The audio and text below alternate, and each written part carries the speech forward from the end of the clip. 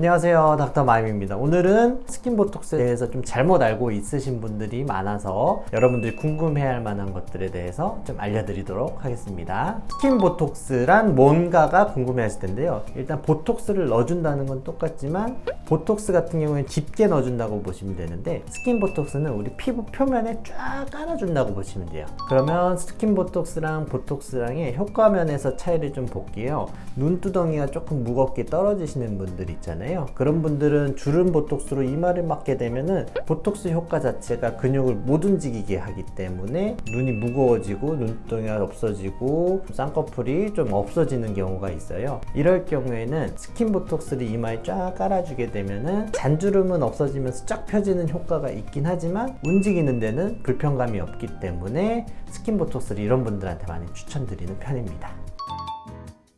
스킨 부스터는 우리 피부에 영양물질 같은 것을 넣어줘서 근본적으로 좋아지게 만든다고 보시면 되고, 스킨 보톡스는 우리 피부에 얕게 보톡스 성분을 깔아준다고 보시면 됩니다. 그래서 효과 같은 경우에는 스킨 부스터는 대부분 재생이나 탄력이나 이런 데 도움이 되고, 스킨 보톡스는 반짝하면서 빠르게 효과가 쫙 올라온다고 보시면 됩니다. 다음은 중요한 결혼식을 앞두고 있다거나 무슨 행사가 있는데 이걸 언제 맞아야 좋은지 물어보시는 분들이 많은데요. 그래서 보통은 한 1, 2주 정도면 효과가 나타나시는 편이고요. 빠른 분들은 한 3, 4일에도 나타나시기도 합니다.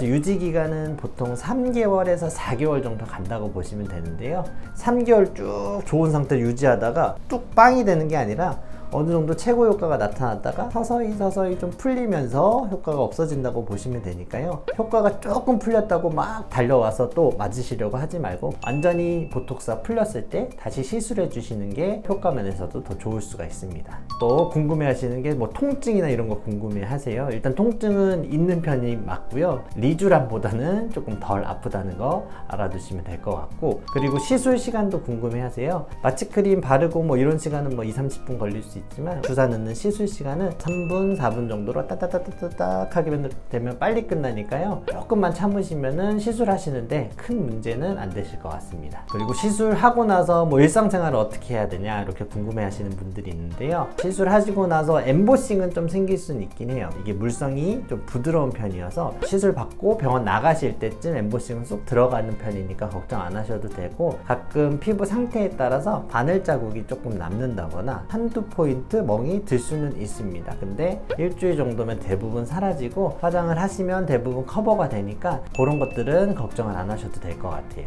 스킨 보톡스 하면 좀 불편한 거 있지 않나요? 이렇게 걱정하시는 분들이 있어요. 전체적으로 깔아주다 보니까 좀 불편감이 있을 수는 있긴 한데, 주름 보톡스처럼 깊게 넣어서 근육을 못 움직이게 하는 게 아니라 얇게 넣어서 진피층에만 깔아주는 거기 때문에 대부분 그런 걱정은 안 하셔도 되고, 제일 불편해 하시는 게 물 마실 때 옆으로 샌다거나 이런 부작용들이 있을 수 있는데, 그거는 입 주변에 근육이 많기 때문이에요. 그것도 얕게 넣어주시면 문제가 되지는 않고, 또 입 주변을 피해서 진행하시면 큰 문제는 안 되니까 너무 걱정 안 하셔도 될 것 같습니다. 다른 레이저들이랑 좀 같이 많이 하시는 편이에요. 레이저 시술을 먼저 하고 마지막에 스킨 보톡스를 하시는 게 효과 면에는 좋아요. 스킨 보톡스는 좀 열에 취약할 수가 있거든요. 열이 있는 레이저 시술을 먼저 하고 그 다음에 보톡스 하는 건 문제가 되지 않고요. 술을 먹어도 되냐, 담배 펴도 되냐, 격한 운동이나 땀나는 운동 해도 되냐, 이런 것도 많이 물어보시는데, 열에 약하기 때문에 열나는 운동들은 일주일 정도는 조금 피해 주시는 게 좀 좋고요. 그리고 술을 먹게 되면은 혈관이 좀 확장되면서 염증 매개 물질이 나오면서 바늘 찔렀던 곳으로 염증이 생기거나 감염이 생길 수 있으니까요. 그런 거 예방 차원에서 가급적이면 피해 주시는 게 좀 좋습니다. 다음은 아까 말씀드렸던 통증에 대한 다른 이야기인데요. 리쥬란 아플 경우에는 요즘에는 인젝터 써서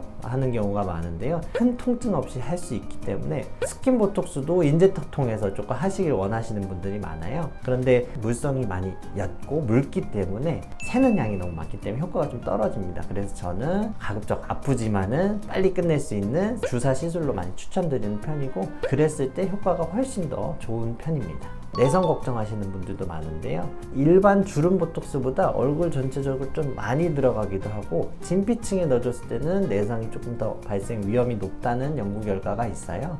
그런 만큼 내성이 조금 적은 제품을 사용한다거나 아니면 기간을 좀 확실히 지켜서 여유롭게 조금 진행하시는 게 좋고요. 1년에 한 2번 아니면 3번 정도 이 정도 하시면은 피부를 좀 젊게 유지하시는 데는 충분히 도움이 될 것 같습니다. 그리고 마지막으로 얼마나 들어가는지 궁금해 하시는 분들도 많아요. 그건 병원마다 다를 수 있긴 한데 얼굴 전체로 들어가게 되면은 용량보다 중요한 거는 보톡스에 몇 유닛이 들어가냐인데요. 보통은 얼굴 전체로 했을 때는 한 40에서 50 유닛 정도 들어간다고 보시면 될 것 같습니다. 오늘은 스킨 보톡스에 대해서 평소에 진료실에서 많이 질문하시거나 궁금했던 것들에 대해서 다시 한번 정리를 드렸는데요. 또 궁금하신 점 있으시면 댓글로 달아주시면 또 다음에 한번 영상 제작해서 알려드리도록 하겠습니다.